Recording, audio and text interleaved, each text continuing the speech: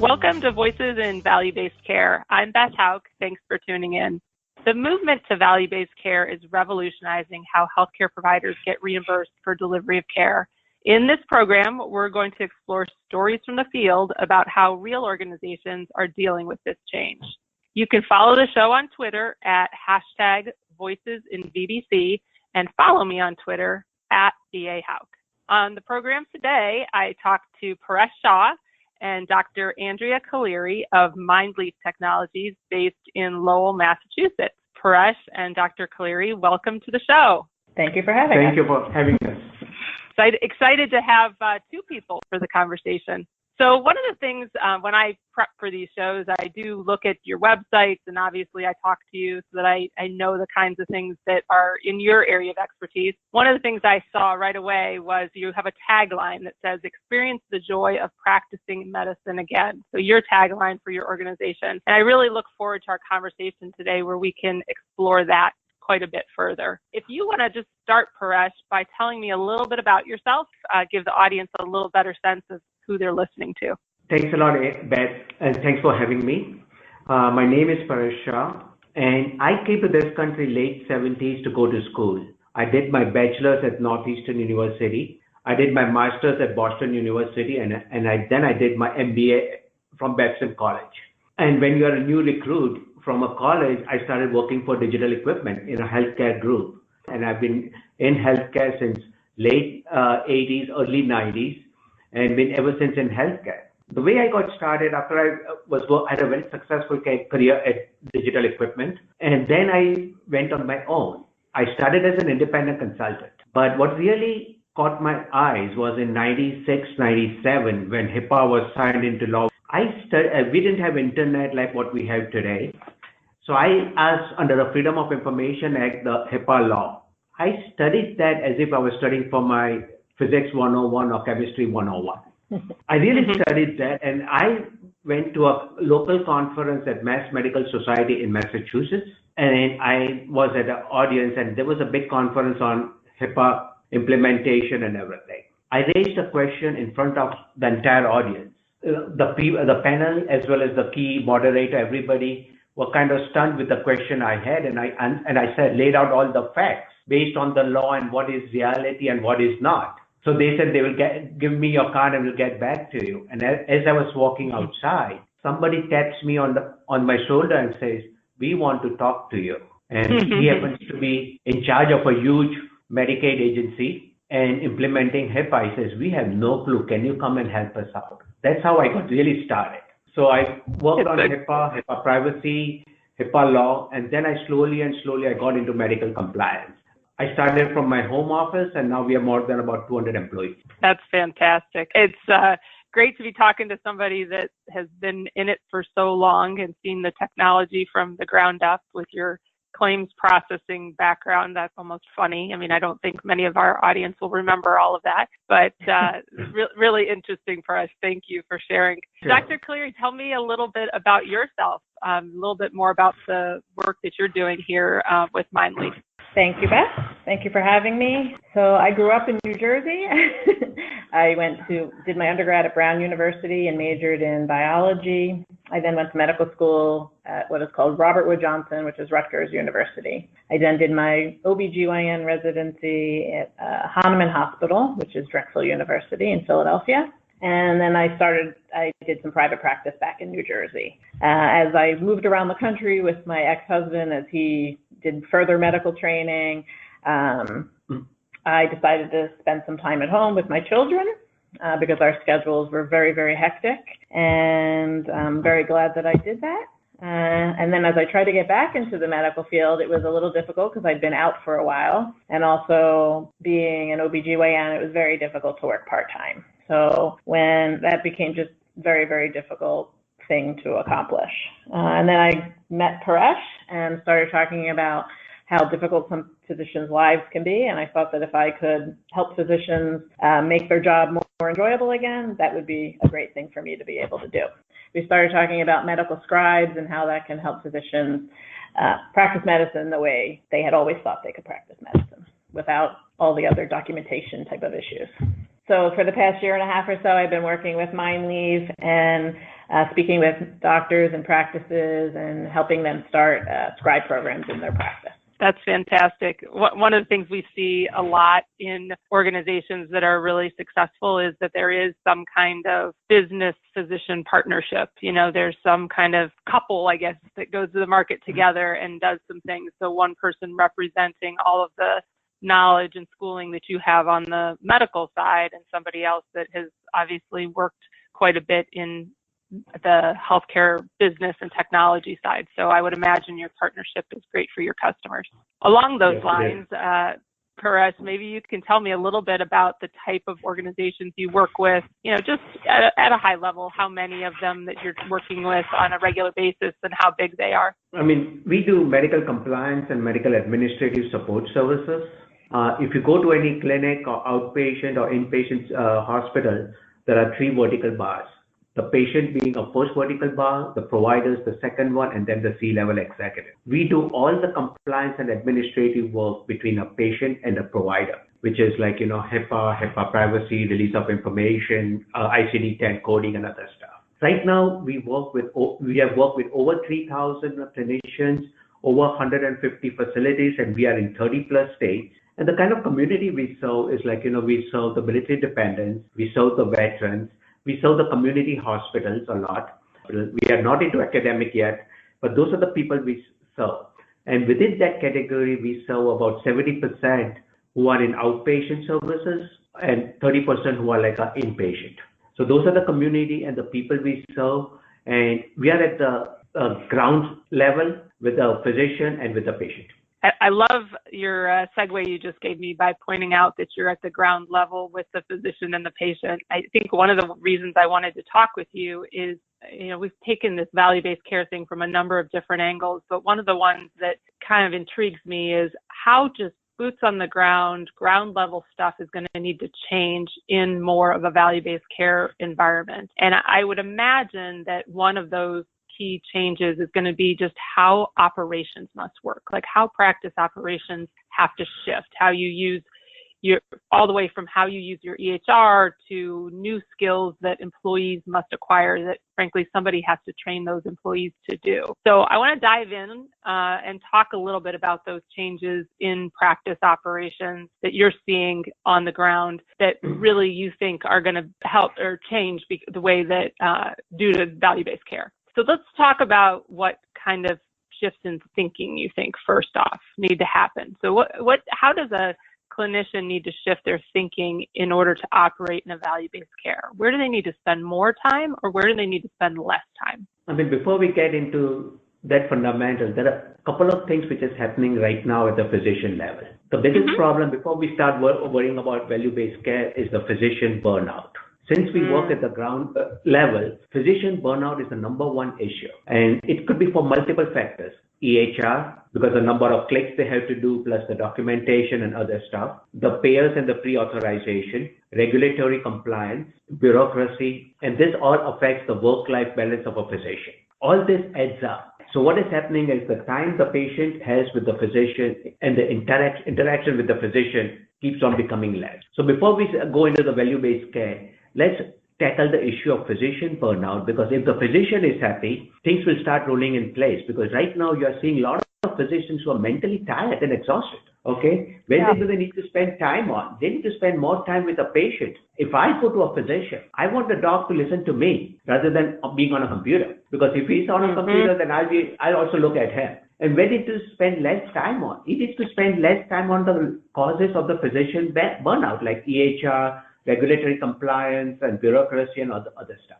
That's how the entire semester is going to flow. Yeah, you're making a really important point, which is that you're not necessarily making all of these changes because of value-based care. You make all of these changes because the very root level is physicians are burned out. So it doesn't matter really what's coming. They're burned out. We need to address that first in order for them to be ready for value-based care or any other thing that you want them to do. Yeah. That makes good sense. What do you think are some of the main ways that they can shift their operations to address this?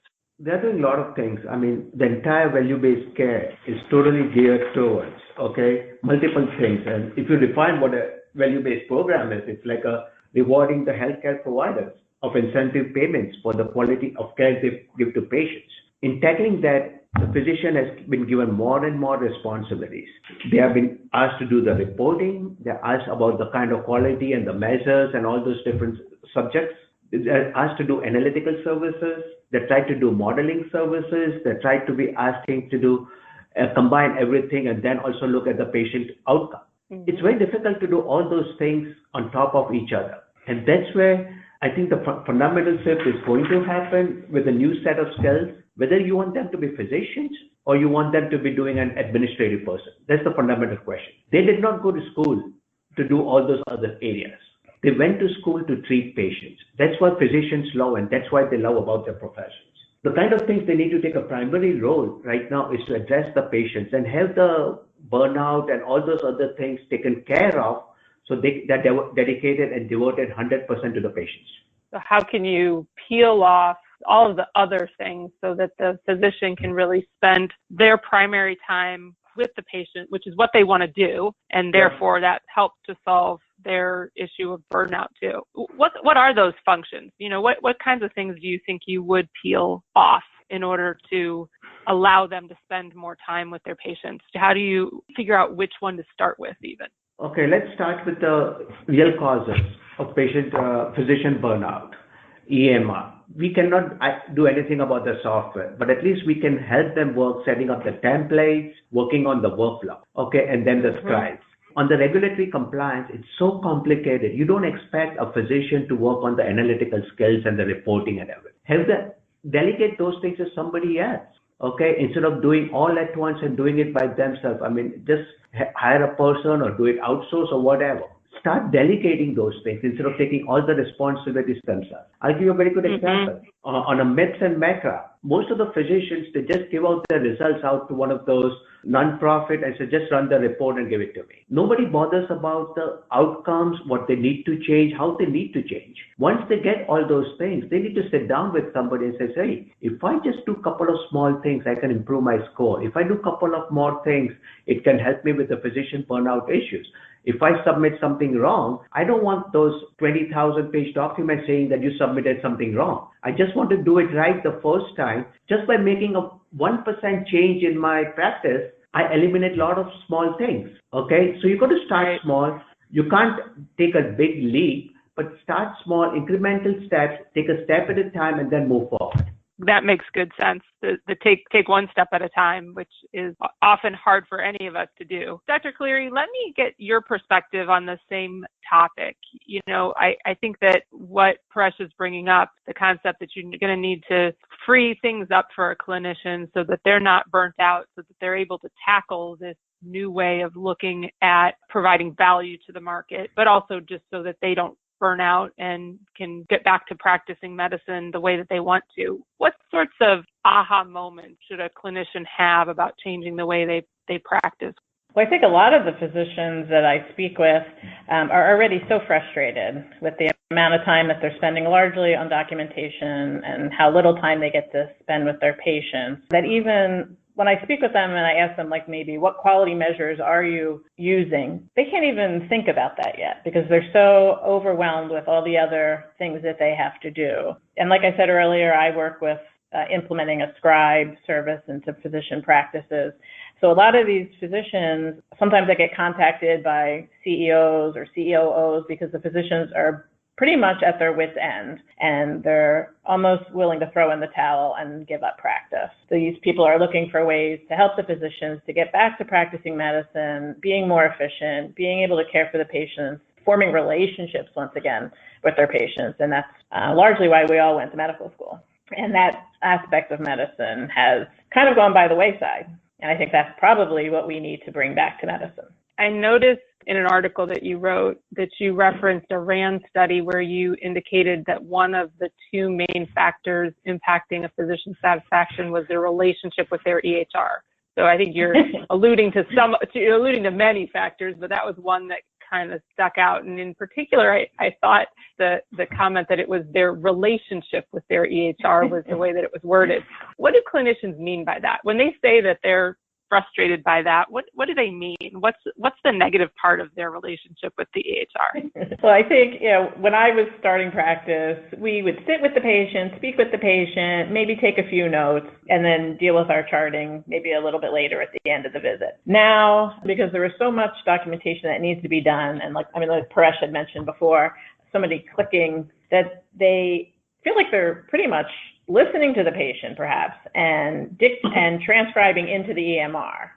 So that's basically their relationship, is they're spending time with their EMR and not necessarily spending time with their patient, because they have to hurry up, make sure everything is documented, and be ready to see the next patient. So I think I also mentioned in that same article another study with regard to gaze patterns, and the study showed that when a physician is looking at the patient is looking at the physician, and that's a warm, productive relationship. That's what physicians went into medicine for, to form a relationship with their patient. But when the physician is looking at their computer in order to type into the EHR, the patient also is looking at the computer.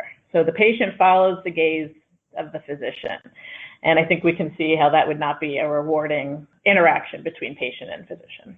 I actually thought what you had written about the gaze patterns was very interesting. One of the things that I think the reason we're here with the EHRs, the EHRs have lots of promise in terms of what the data could then do for improving care in the end. But in order for that data to do anything, it needs to be in a specific format, in a specific field, and in a place where some other intelligence can do something with it. Given that that's the reality, that you need to get to teach clinicians to put data into the right places and to document appropriately, what advice are you giving organizations to fix this problem? You've mentioned the scribe, and I'd love to hear just a little bit more about that, how that works. Well, I think that when the EHR started to be implemented into practice, it was something completely new for physicians. It was a new responsibility. Unlike other fields, like for instance, if you're a lawyer, you can have a paralegal to help you. If you're CEO, you have a secretary that can help you. But the physician was not provided with that. So a lot of times when I talk about scribes and I do research about scribes, some people call the scribe a workaround for problems that are in the EMR, and that the EMR needs to be more easily usable by physicians.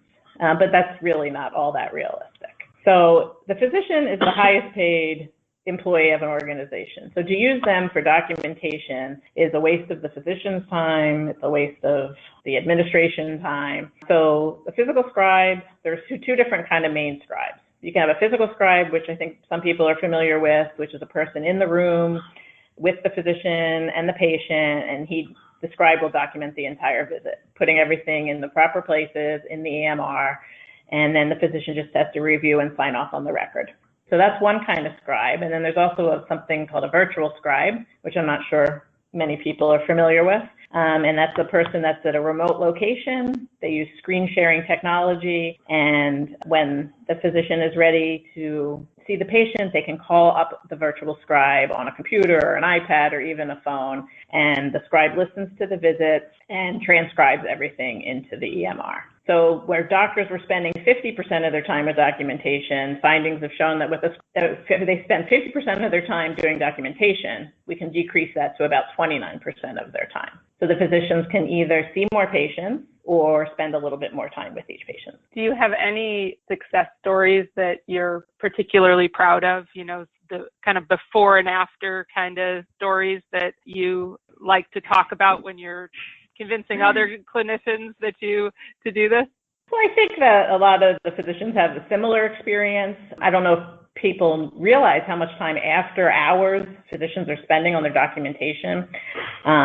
So maybe they'll spend 2 hours after the end of their patient day, even at home, doing their documentation. And if they don't finish it at that night, then they're coming in on the weekends and finishing their documentation. So we had a physician who was exactly like that. And she was very frustrated. She wasn't getting any good quality family time. She wasn't enjoying practicing. We initiated a virtual scribe system for her. And after about 6 weeks or so, she was able to complete all her notes by the end of the day. She didn't have to do anything at night or on the weekends. And this enabled her to start seeing more patients during a given day, because she would cut her hours short before the scribe in order to do her documentation. And now she was able to see a full day of patients and be done with her notes at the end of the day. And what's also remarkable about that story is it was all done in 6 weeks. That's pretty fantastic. Right. That's quick adoption. That's quick adoption. Paresh, one of the things that along these same lines that you've written about is the concept of insourcing versus outsourcing. And you really referenced that when you were answering one of the questions earlier as one of the ways to shift how you run your practice. So I want to talk a little bit more about your experience advising on that concept. How do you think the insourcing versus outsourcing different components, how do you think this better supports a value-based care world? In a value-based world, the best path forward for the providers is very challenging, as they have to comply with the new regulations, as they are much more complex and are getting complex every year. And it requires the use of technology, data, and analytics. Okay? Many times what happens is they have a physician is a solo practice or less than 5 physician practice. They don't have the resources, analytical skills or advisory service for all those value-based care programs. Even those providers who have strong analytical skills, they cannot scale it to support all these complexities year after year. Do they need to get all those credits for their learning and education, or they need to attend the data and analytics part? Mm-hmm. You only get a fixed amount of hours per day or per week. Where are they going to spend the time understanding the new diseases and all the diagnosis and procedures versus spending time on analytics and everything? That's what the issue is. And in my paper, what I wrote about is one of the biggest problems is all the complexities of it involved, whether to insource it or to outsource it. If you insource it, do you have the resources to do all this analytical work, IT work, data work, and everything? If you outsource it, you just hire the person whom you need and just be done with. I'll give you a very good example. A 20 physician practice, 20 providers practice, they had a Part B Medicare of 3.2 million. They wanted to go on the MIPS scenario. They had a score of about 70 plus approximately, and they were confident, we will get a bonus. That was in 2017, and they did get a bonus, okay? Now, applying the same measures for 2018, the scores have come down. So now they are not going to get the bonus.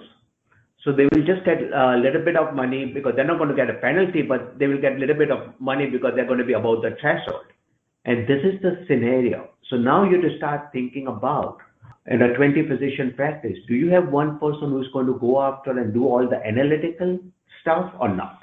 Because you have to concentrate on the given score. You have to look at where you can improve. And is there a room to improve?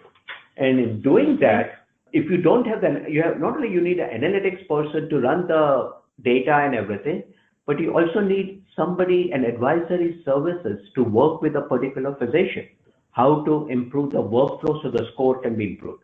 Very good example, in the same group, one of the physicians was practicing in a socio-economic factor, which was very low. So when you're working in that kind of a demographic, certain measures are not going to be as good. So in that case, we are just saying, let's not blame the physician. It's the economic factors, socio-economic factors, which are contributing to it. So let's look at other areas which we can improve on. So we started working on a couple of other measures, small measures, okay? Just like a minimum changes to the workflow, and it started improving.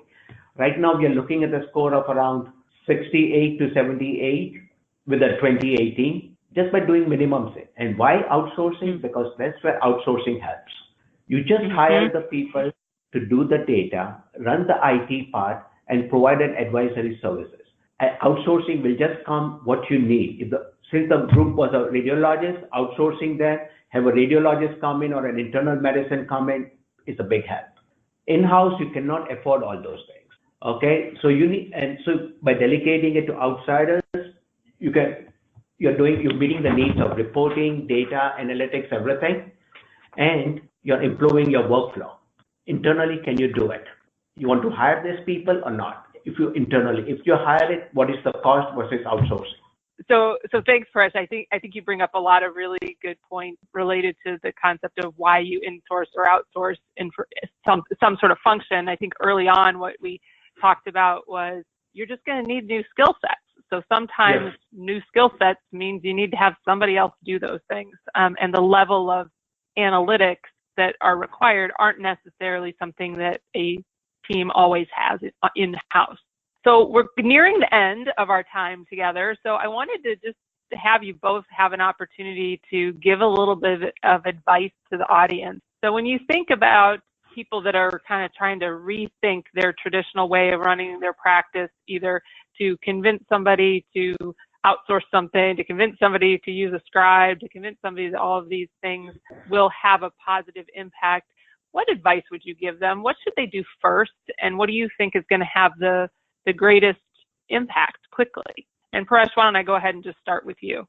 I would start with tackling the biggest issue for the physicians and the providers is physician burnout. Let's tackle that issue first, because if the physician is happy, the patient is going to be happy. That's number one thing which I would advise to everybody, is to tackle the physician burnout by identifying and finding a solution to the causes of the physician burnout. Second thing, what I would like to say, if you don't have the resources, don't have the skill sets, okay, with all those complex and value-based programs, you need to bring in an outsourced services to manage, or you want to do it in-house. That's a big question you need to have. Sometimes spending some money and to get a better life, it's going to help you out a lot versus working 20, 22 hours a day and then getting burnt out. That's the fundamental question a provider needs to have. Great. And Dr. Caliri, what are your parting thoughts?